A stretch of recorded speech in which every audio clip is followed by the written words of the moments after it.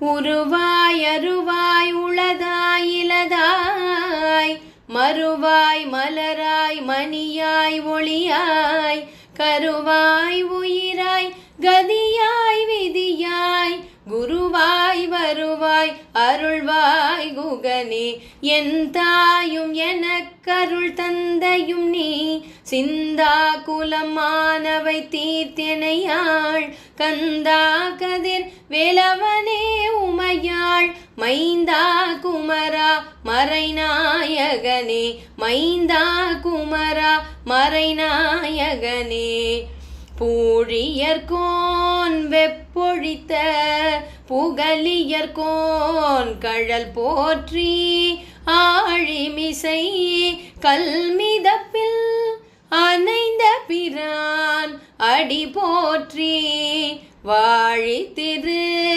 நாவலூர் வன் தொண்டர் பதம் போற்றி ஊழிமலி திருவாத ஊரர் திரு தாழ் போற்றி ஊழிமலி திருவாத ஊரர் திரு தாழ் போற்றி. திருச்சிற்றம்பலம். சென்ற பகுதியில் ஞானசம்பந்த பெருமான் திருநீற்று நெறியே சைவ நெறியே மெய்ப்பொருளை உணர்த்தும் நெறி என்று சமணர்களிடம் வாதம் செய்து அவர் மந்திரமாவது நீர் திருப்பதிகம் பாடுகின்றார். அப்படி திருப்பதிகத்தினை பாடி திரு ஆலவாய் அண்ணலை அவன் திருவருளை வேண்டி அவன் திருவடிகள் பணிந்து திருநீற்றினை எடுத்து மன்னனின் மேல் இந்த பதிகத்தினையும் பாடி பூசுகின்றார். அவனுடைய அந்த வெப்பு நோயானது தணிகின்றது. இதை சாதாரணமாக செய்துவிடவில்லை. மன்னனானவன் தன்னுடைய வெப்பு நோயை போக்குவதற்கு இங்கே 2 சமயங்களை சார்ந்தவர்கள் இருக்கின்றார்கள். ஒரு பக்கம் கூட்டமாக சமண அடியார்கள், இன்னொரு பக்கம் நம்முடைய சிவ அடியார்கள் புடைசூழ ஞானசம்பந்த பிள்ளை அவர் மட்டுமே இருக்கின்றார். அடியார்கள் எல்லாம் ஞானசம்பந்த பெருமானோடு அவருடைய அருளை பார்ப்பதற்காக அவர்கள் உடன் இருக்கிறார்களே தவிர அவர்களுக்கு எந்த ஒரு மந்திரம் சார்ந்தது மெய்ப்பொருள் சார்ந்த ஒரு விடயங்களையெல்லாம் அவர்கள் செய்ய இயலாது. ஞானசம்பந்த பிள்ளை மட்டுமே செய்ய இயலும். ஆனால் சமண அடியார்கள் நிறைய பேர் அங்கே சமண சமயம் சார்ந்த மந்திரங்கள் தெரிந்தவர்கள் அங்கே புடைசூழ காத்திருக்கின்றார்கள். அப்படி ஒரு சூழலில் மன்னன் சொல்லுகின்றான், இங்கே வேறு எந்த வாதத்திற்கும் இடமில்லை. என்னுடைய வெப்ப நோயை யார் சமய உண்மைகளில் இருந்து நிலைத்து நின்று அவர்கள் தீர்க்கின்றார்களோ, எந்த சமயம் சார்ந்த அந்த உண்மைகள் அந்த உண்மை பொருளானது என்னுடைய வெப்பு நோயை தீர்க்கின்றதோ அந்த சமயம் சார்ந்த சிந்தனைகளே இங்கு வெற்றி கொண்டதாக அறிவிக்கப்படும் என்று மன்னர் சொல்லிவிடுகின்றார். உடனே அவரவர் இந்த வாதத்தில் வெற்றி பெறுவதற்கு அவரவர் முறையை தேர்ந்தெடுத்து கொள்ளுங்கள் என்று சொல்லிவிட்டார் மன்னர், பாண்டிய மன்னன். உடனே சமணர்கள் மன்னனுடைய இடப்பக்க நோயை வெப்பு நோயை நாங்கள் தீர்த்து காட்டுகின்றோம் எங்களுடைய சமயம் சார்ந்த சாத்திரங்கள் மந்திரங்கள் ஆகியவற்றை கொண்டு என்று சொல்லிவிட்டு அவர்களுடைய மந்திரங்களை எல்லாம் சொல்லி மயில்பீலி கற்றுகளையும் அந்த கற்றைகளையும் எடுத்து இடப்பக்கத்தில் மந்திரங்களை ஓதி மயில்பீலி கற்றைகளால் தடவுகின்றார்கள். மற்றைய அவர்களுடைய சமயம் சார்ந்த மருந்துகளையும் பயன்படுத்தி. அப்பொழுது என்னாகின்றது என்றால் மன்னனுடைய வெப்பு நோய் அதிகமாகி விடுகின்றதே தவிர அது குறைந்தபாடில்லை. இந்த ஒரு சமயத்தில் மன்னனுடைய வேதனை அதிகமாகின்றது. ஞானசம்பந்த பெருமான் அவர்கள் இடப்பக்கத்தில் அவர்களுடைய இந்த மந்திரங்களை பயன்படுத்தியமையால் ஞானசம்பந்தர் மன்னனுடைய வலப்பக்கம் நின்று திருநீற்றினை எடுத்து திரு ஆலவாய் அண்ணலை அவரை வணங்கி மந்திரமாவது பதிகத்தை முழுவதுமாக பாடி திருநீற்றை மன்னன் மேல் இடுகின்றார் ஞானசம்பந்த பெருமான். இந்த தூய திருநீரு இது சைவ நெறி, இது மெய்ப்பொருளை உணர்த்தும் நெறி என்பதனை அவர் உணர்த்தி காட்டுகின்றார். அந்த அவையிலே மன்னனுடைய வலப்பக்கம் முழுவதும் குளிர்ந்து விடுகின்றது. அவனுடைய வெப்பமானது அந்த பக்கத்திலிருந்து இறங்கி அவனுடைய இடப்பக்கத்தில் இங்கே இருந்த அந்த வெப்பமும் அங்கே போய் சேர்ந்து விடுகின்றது. மன்னனுடைய நிலை எப்படி இருந்ததாம், இந்த பக்கம் இன்பம் அந்த பக்கம் துன்பம், இங்கே சொர்க்கம் அங்கே நரகம், இங்கே குளிர்ச்சி அங்கே வெப்பம், அப்படி இருந்ததாம் அவளுடைய நிலை. உடனே மன்னனானவன் என்ன சொல்லுகின்றார், நீங்கள் உடனே என்னுடைய அந்த இடப்பக்கத்து வெப்ப நோயையும் தாங்கள் குணப்படுத்தி அருள வேண்டும் என்று ஞானசம்பந்த பெருமானிடம் கேட்கின்றார். அந்த நேரத்திலும் சமணர்கள் இதை ஒன்று மட்டும் குணப்படுத்தி விட்டால் ஆகாது, இந்த பக்கத்தையும் குணப்படுத்தி காட்டுங்கள் என்று சொல்லுகின்றார்கள். உடனே ஞானசம்பந்த பெருமான் திருநீற்றினை மன்னனுடைய இடப்பக்க உடம்பிலேயும் அவர் தடவி அங்கே இருந்து முழுவதுமாக அவர் உடலிலிருந்து வெப்பு நோய் நீங்கும்படியாக அருள்பாலிக்கின்றார் ஞானசம்பந்த பெருமான். இந்த சுரவாதம் அல்லது தர்க்கவாதத்தில் ஞானசம்பந்த பெருமான் அவர் போற்றுகின்ற இந்த திருநீற்று நெறி, சைவ நெறி, இது வென்றதாக எல்லோரும் ஏற்றுக்கொள்ளுகின்றார்கள். உடனே சமணர்கள் என்ன நினைக்கின்றார்கள், இந்த சிறுவன், இந்த பாலகனை, இந்த பாலராவாயனை, ஞானப்பால் அருந்திய பிள்ளையை, காளிப்பிள்ளையாரை, இவனை வளரவிட்டால் நம்முடைய சமயம் சார்ந்த செல்வாக்கு குறைந்துவிடும் என்று அவர்களுக்குள் ஒரு அச்சம் ஏற்படுகின்றது. உடனே அவர்கள் எத்தகைய ஒரு மனநிலையில் இருந்திருக்கின்றார்கள், அவர்கள் சமயம் சார்ந்த செல்வாக்கு குறைந்துவிடும் என்று நினைக்கின்றார்களே ஒழிய அவர்களுடைய சமயத்தினுடைய மெய்ப்பொருளை தாம் உணர்ந்தவர்களாக இருக்கின்றார்களா என்ற ஒரு சுய அலசலே அவர்களுக்கு இல்லை. அதனால்தான் அவர்கள் கோபம், பொறாமை, ஒரு நடுக்கம், இத்தகைய ஒரு பதட்டம் சூழலில் தான் அவர்கள் இருக்கின்றார்கள். சிறந்த பக்குவமுடைய சமய அடியார்கள் இப்படி ஒரு நிலையில் இருக்கவே மாட்டார். அதுதான் அவர்களுடைய தோல்விக்கு காரணம். அதனால் மன்னனிடம் அவர்கள் சொல்லுகின்றார்கள், அடுத்ததாக அனல்வாதம் மேற்கொள்ள வேண்டும், அதில் யார் வெல்கின்றார்கள், எந்த சமய கொள்கை வெல்கின்றது என்பதை பார்க்க வேண்டும் என்று சொல்லுகின்றார்கள். உடனே அவர்கள் என்ன செய்கின்றார்கள், விறகுகளை எல்லாம் அடுக்கி வைத்து அதில் தீ மூட்டப்படுகின்றது. அதில் அவரவர் சமயம் சார்ந்த அந்த சாத்திரங்களை, செய்திகளை அதில் எழுதி, ஏட்டில் எழுதி அந்த விறகுகள் அடுக்கப்பட்டு அதில் தீ மூட்டப்பட்டதல்லவா, அதில் போட வேண்டும். எந்த ஏடானது, எந்த சமய கொள்கையானது அந்த தீயில் வெந்து ஒழியாது அது நிலைத்து நிற்கின்றதோ அதுவே வென்றதாக கொள்ளப்படும். இதுதான் வாதம். இதுதான் அவர்களுக்கிடையே அங்கே மன்னரால், அமைச்சர் பெருமக்களால் அந்த சொல்லப்பட்ட அந்த போட்டி. அப்பொழுது நம்முடைய சமணர்கள் அவர்களுடைய மரபு சொற்கள் என்று உண்டாம். கண்டு கேட்டு, கண்டு முட்டு, கேட்டு முட்டு, இது சமண மரபு சொற்களாம்.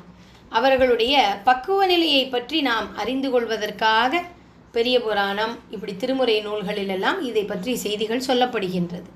கண்டு முட்டு, கேட்டு முட்டு, சிவம் சார்ந்த அந்த சிவபெருமானுடைய வழிபாடு, அவருடைய கோயில், அந்த உருவங்கள், சிவனடியார்கள், இவற்றையெல்லாம் கண்டாலே அது தீட்டு என்று நினைப்பார்களாம்.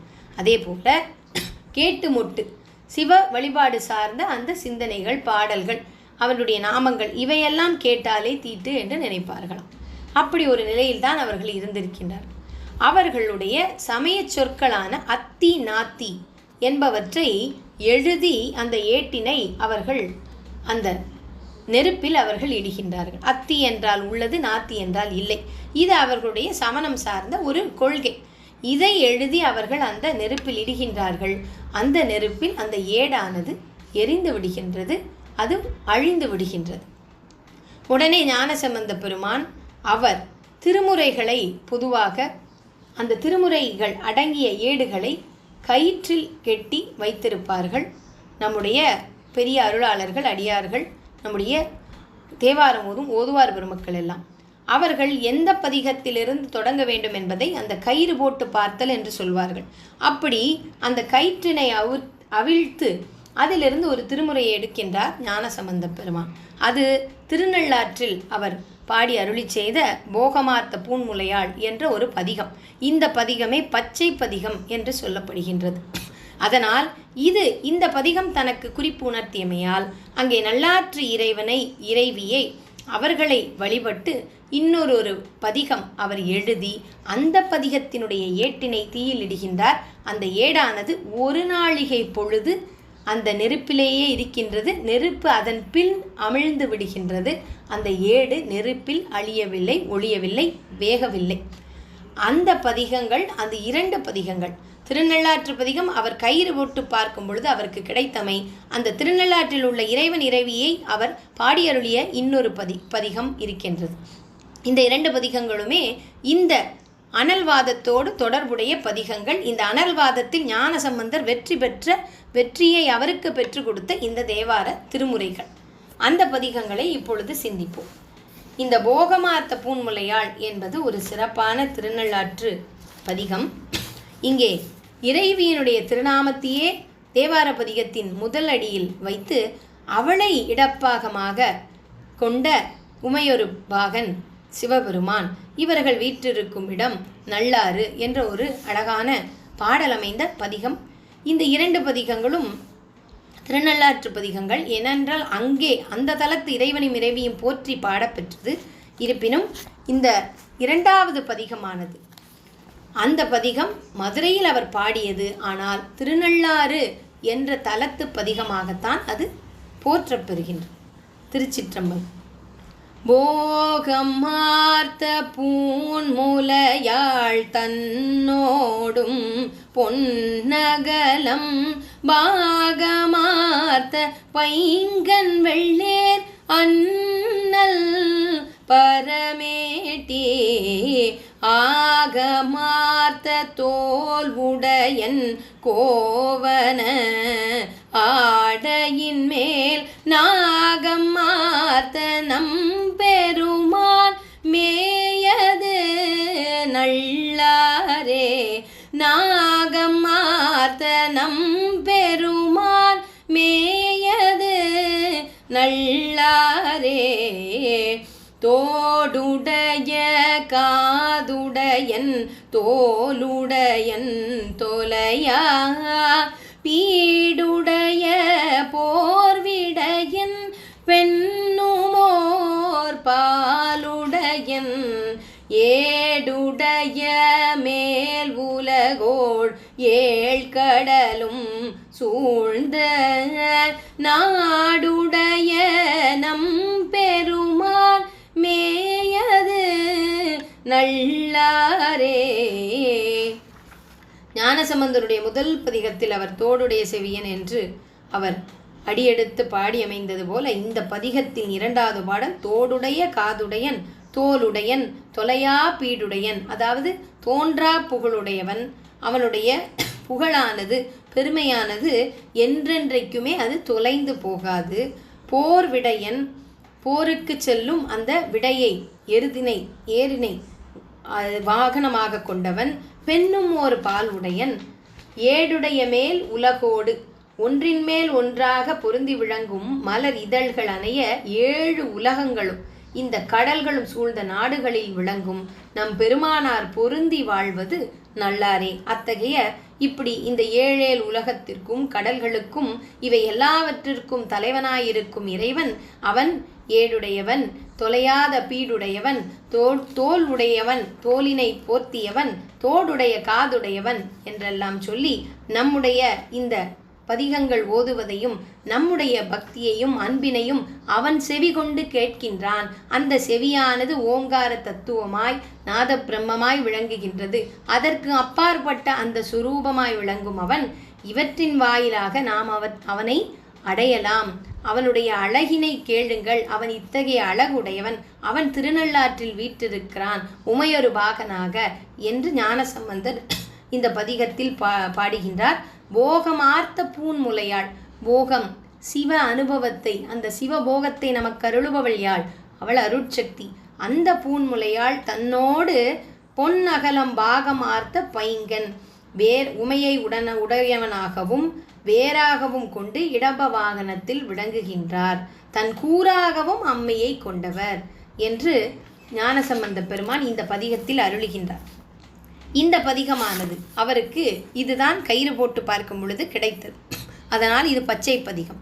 உடனே அந்த இடத்திலேயே அவர் இந்த இறைவன் இறைவி மீது தளிர் இள வளர் ஒளி என்ற ஒரு பதிகத்தினை எழுதி அந்த ஏட்டினைத்தான் நெருப்பில் இடுகின்றார். 1 நாழிகை நேரம் நெருப்பானது எரிகின்றது. அதில் இந்த ஏடு எரியவில்லை. அதன் பின் நெருப்பு அமிழ்ந்தவுடன் ஏடு அப்படியே பச்சை பசேல் என்று இருக்கின்றது. ஏன்? மரகத பச்சை நிறமாக வளம் பொருந்தியவளாக கருணையின் வடிவமாக இருக்கும் அன்னையின் ஞானப்பால் அருந்தியவர் நம் ஞானசம்பந்தர். அதனால் இவர் அன்னையினுடைய துணையை வேண்டி தன்னுடைய தந்தையை வணங்கி அவனுடைய ஞாலமெல்லாம் இந்த புகழ், அவனுடைய புகழ் இந்த ஞாலமே பெருக வேண்டும், இந்த ஞாலம் முழுவதும் அவன் புகழ் நிலைத்திருக்க வேண்டும் என்ற ஒரு உயர்ந்த அந்த மெய்ப்பொருளை உணர்ந்து அந்த மெய்ச்சிந்தனையில் நின்று அவர் இந்த வாதத்தை அவர் செய்தமையால் இந்த நிறைமொழி மாந்தரான ஞானசம்பந்தர் செந்தமிழ் மொழியில் அருளி செய்த இந்த தேவார திருப்பதிகங்கள் அவருக்கு நமக்கு இந்த சமயத்தை மீண்டும் அந்த நிலப்பரப்பில் நிலைநிறுத்தச் செய்தது, துளிர்க்கச் செய்தது, வழிபாட்டு முறைகளை மீண்டும் வளம் பெறச் செய்தது என்று சொன்னால் அது மிகையல்ல. இப்பொழுது இந்த இரண்டாவது பதிகம் இது சாதாரி பண்ணில் அமைய பெற்றிருக்கிறது. தளிரிழ வளர் ஒளி தனதெழில் தரு திகழ் மலைமகள் குளிர் இள வளர் ஒளி வனமுலையினையவை குலவலின் நளிர் இள வளர் ஒளி மறுவு நல்லாரத்தம் நாமமே மிளிரிள வளர் எரி எடிலிவை பழுதிலை மெய்மையே மிளிரிள வளர் எரி எடில் இவை பழுதிலை மெய்மையே. இளந்தளர் போன்று பெருகி வளரும் அருளின் அழகு விளங்கும் உமையை, அந்த அருளானது என்றென்றைக்கும் பெருகி வளர்ந்து கொண்டே இருக்கிறது. அப்படிப்பட்ட உமையம்மையை உடனாக கொண்டு விளங்கும் நல்லாற்று பெருமான் அவனுடைய திருப்பெயர் தாங்கிய போகமார்த்த பூன்முலையாள் என்னும் இந்த திருப்பதிகம் எழுதிய அந்த ஓலையை தீயிலிட்டால் அது பழுது அற்று காக்கும் என்பது மெய்மையே. திருவருள் இருக்கும் பொழுது அது மட்டுமல்ல, ஒரு பக்கம் திருவருள், இன்னொரு பக்கம் அனலை கையிலேந்தி ஆடுபவன், நெற்றிக்கண்ணாக அந்த சுடராகவே விளங்கும் ஈசன் எம்பெருமான். அப்படி இருக்கும் பொழுது இவர்களை பற்றிய அந்த மெய்ப்பொருளை பற்றிய தத்துவங்களை எழுதிய இந்த தேவார திருமுறைகள் அடங்கிய இந்த ஏடுகள் அவற்றை எந்த நெருப்பினால் தான் என்ன செய்ய முடியும்? அதையெல்லாம் அந்த தத்துவார்த்தங்களையெல்லாம் உள்ளடக்கி இந்த ஒரு வாதத்தில் வெற்றி பெறுகின்றார் நம்முடைய ஞானசம்பந்த பெருமான். இளந்தளிர் நாளுக்கு நாள் முற்றி பசுமை அடைதல் போல அம்பிகையினுடைய அருள் அடியார்களுக்கு கிட்டி ஓங்கும். சிவபுரான் முதலில் வலிய நெருப்பானவர், அவரே வலிமை பொருந்தியவர், நெருப்பு போன்றவர். அவரை இந்த இள நெருப்பு தான் என் செய்யும் என்று அழகாக உரையாசிரியர் எழுதுகின்றார். போதமர் தருபுரி குழல் எழின் மலை மகள் பூனி சீதமதனி தரு முகிழிளவன முலை செறிதலின் நாதமதெழில் ஊரு அனைய நல்லாரர் தம் நாமமே மீதமதெறியினில்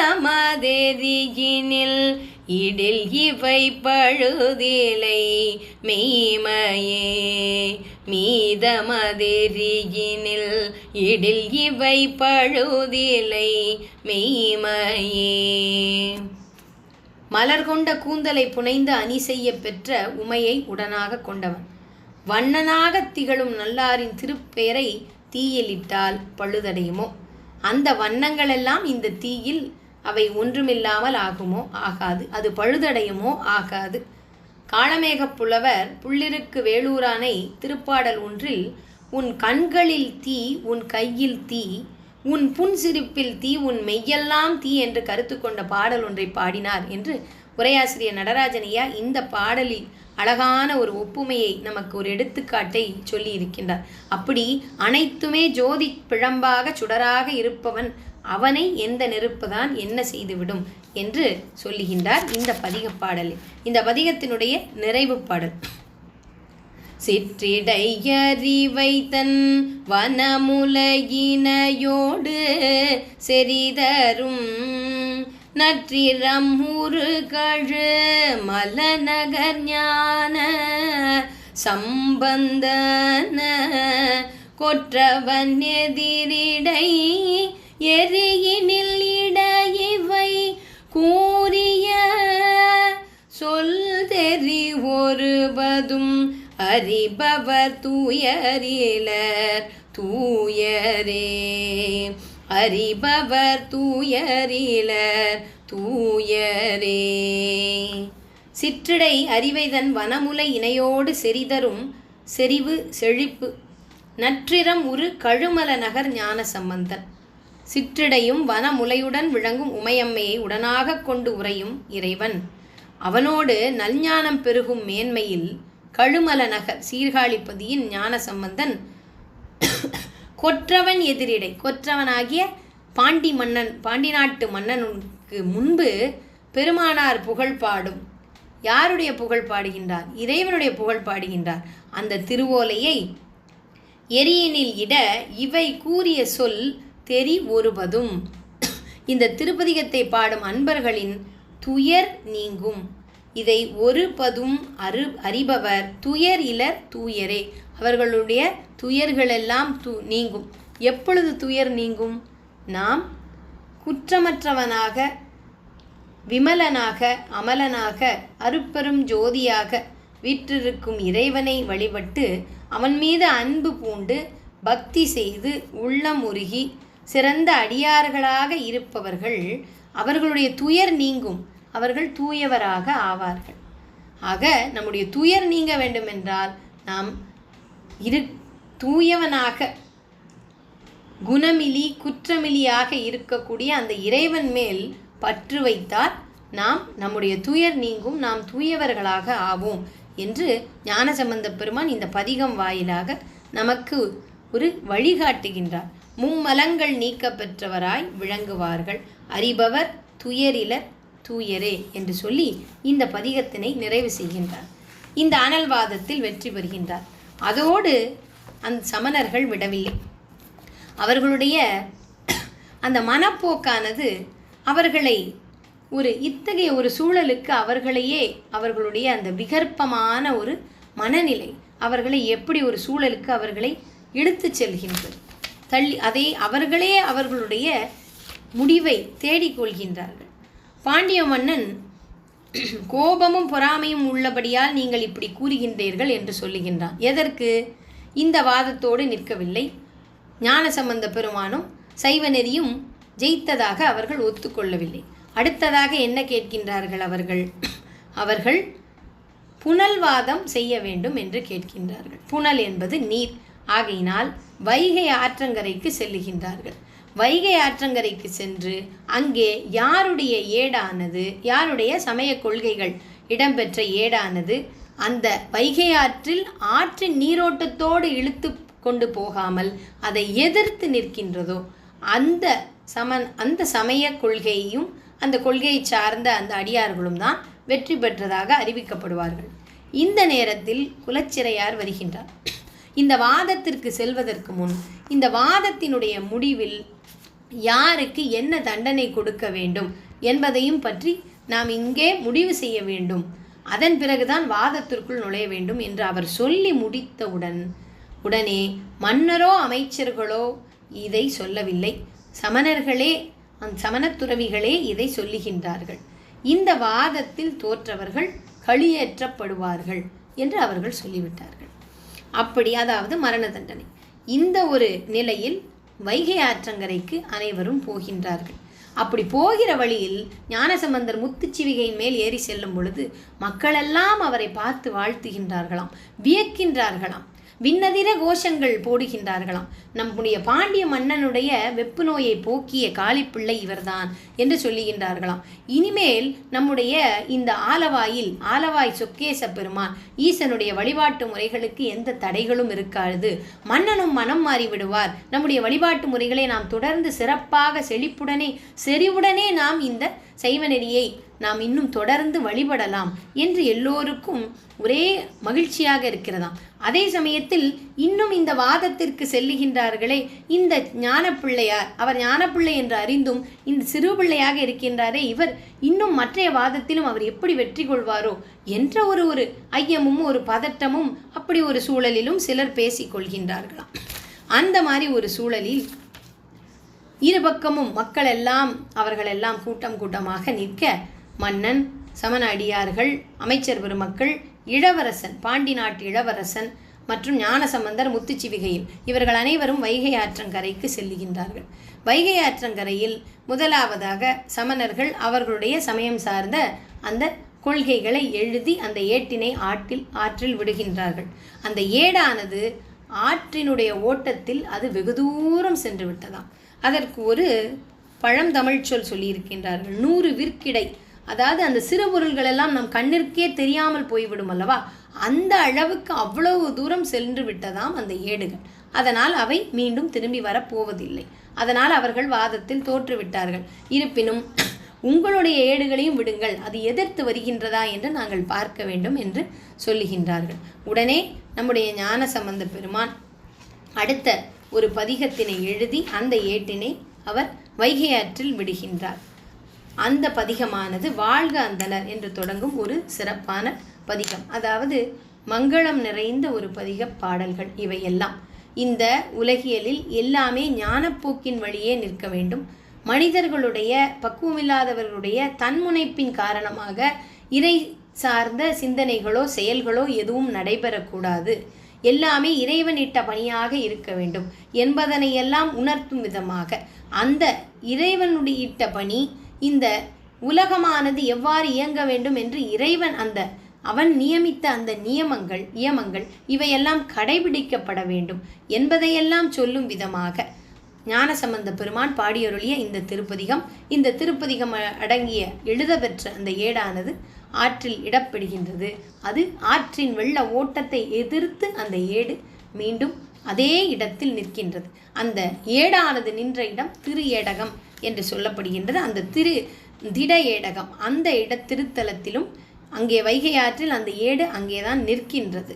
அந்த திட ஏடகம் என்ற தலத்தில் அங்கே சென்று குலச்சிறையார் நடுவாற்றிற்கு சென்று ஏட்டினை கையில் எடுத்து தம் தலைமீது வைத்து கொண்டு மகிழ்ச்சி பொங்க வருகின்றாராம், கரை ஏறுகின்றாராம் நம்முடைய குலச்சிறையார்.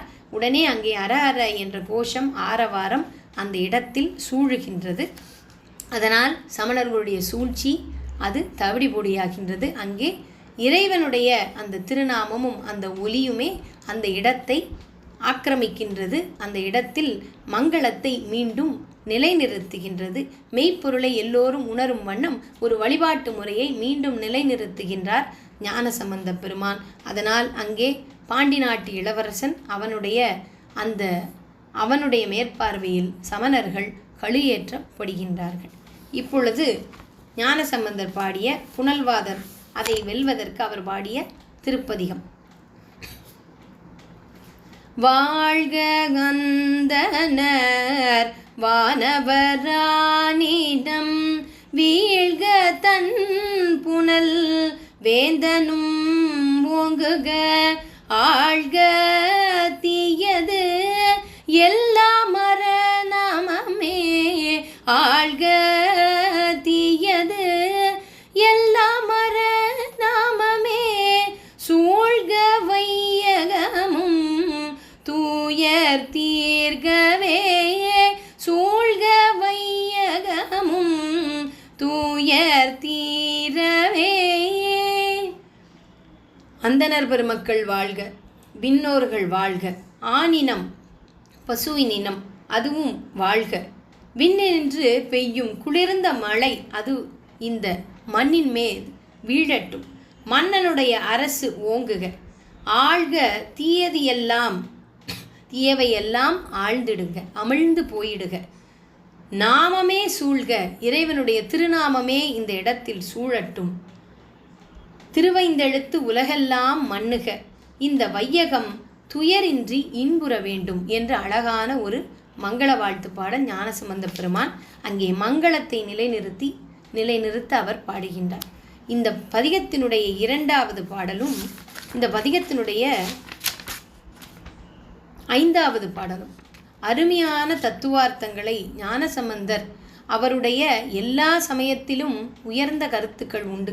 ஆனால் அந்த சமய நெறிகளை பின்பற்றுபவர்கள் அதை ஐயம் திரிவு இன்றி வேற்றுமை விகாரமின்றி இறைவனுடைய திருவருளை பெற்று அவன் திருவடிகளில் தன்னை ஒப்புவித்து அவர்கள் பக்குவமடைந்து நல்ல சிறப்பான குருவினுடைய வழிகாட்டுதலோடு அவர்கள் அந்த நிலைக்கு எய்துகின்றார்களா என்பதை பொறுத்துத்தான் ஒரு சமயமோ அந்த சமயம் சார்ந்த கொள்கைகள், வழிபாடு, மதம் இவையெல்லாம் தலைத்தோங்கும், காலம் கடந்து நிற்கும். அவற்றிற்கெல்லாம் இவை எடுத்துக்காட்டாக அமைகின்றது. ஞானசம்பந்தருடைய அவருடைய இந்த திருஞானம் சிவஞானத்தை நாம் அனுபவிக்க பேறு பெற்றுள்ளோம். அரிய காட்சியராய் தமது அங்கை சேர் எரியர் ஏறுகந்து ஏறுவர் கண்டமும் கரியர் காடுரை வாழ்க்கையர் ஆயினும் பெரியர் ஆரறிவார் அவர் பெற்றியே. இறைவனுடைய திருக்காட்சியை நமக்கு இந்த பாடலில் சொல்லுகின்றார். அரிய காட்சி உடையவர் சிவபெருமான். தம்முடைய அழகிய கையில் அவர் அங்கையில் அனல் ஏந்தி இருக்கின்றார். இடபவாகனத்தில் அமர்ந்தவர் நீலகண்டராய் கருணாமூர்த்தியாய் இருக்கின்றார். மெய் அன்பின் உரிமை கொண்ட அடியார்களுக்கு காட்சி தருபவர். ஏறுவர் ஏறுபவர். அவர் அரிய காட்சிக்கு சொந்தக்காரர். அங்கையில் அனல் ஏந்தி இருக்கின்றார். கண்டம் கருத்தவர். காடுரை வாழ்க்கையர் ஆயினும் பெரியர் ஆர் அறிவார் அவர் பெற்றியே. அப்பெருமானை பசுஞானத்தாலும் புலன்களாலும் அறிய முடியாது.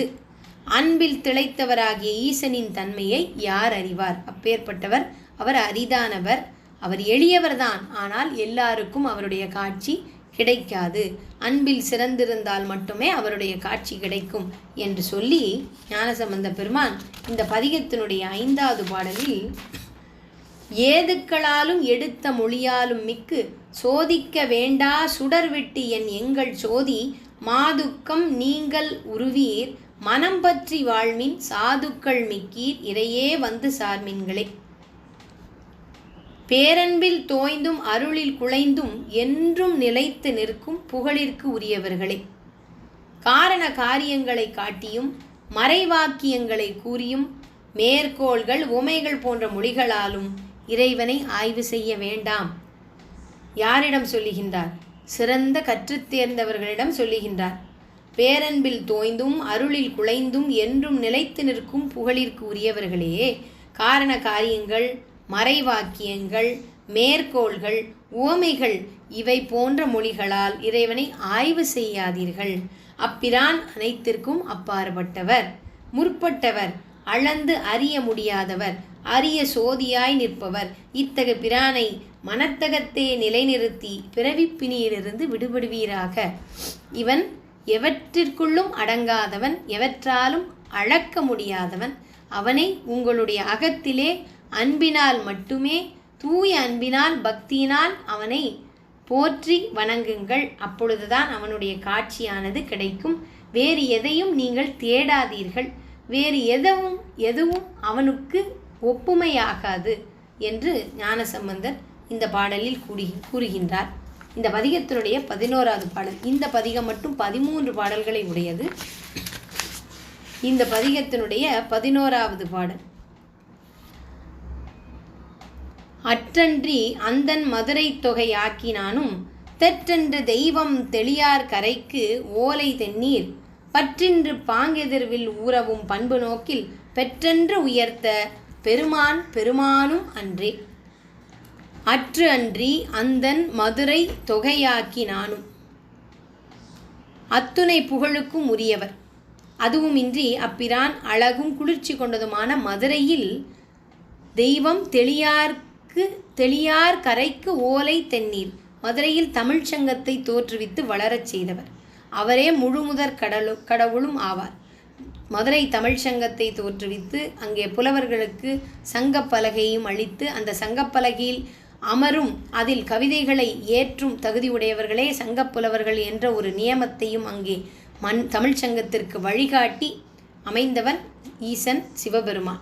அதையெல்லாம் இங்கே ஞானசம்பந்தர் சொல்லுகின்றார்.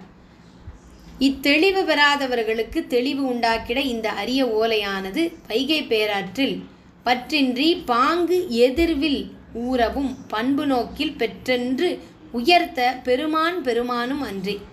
மாண்பினை பெற்றது எது?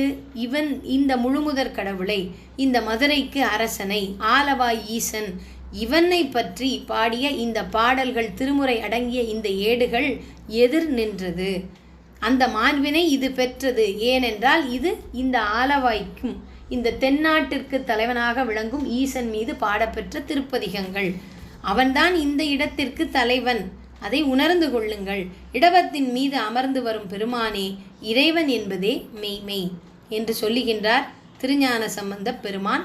அவர் இங்கே மதுரை தமிழ்ச்சங்கம், தமிழ் அவற்றிற்கெல்லாம் தலைவனாக அங்கே அந்த அரசாட்சி முறைக்கு இறைவன் வழிகாட்டியமையை இங்கே சொல்லி மீண்டும் பாண்டிய மன்னனுக்கு உணர்த்துகின்றார்.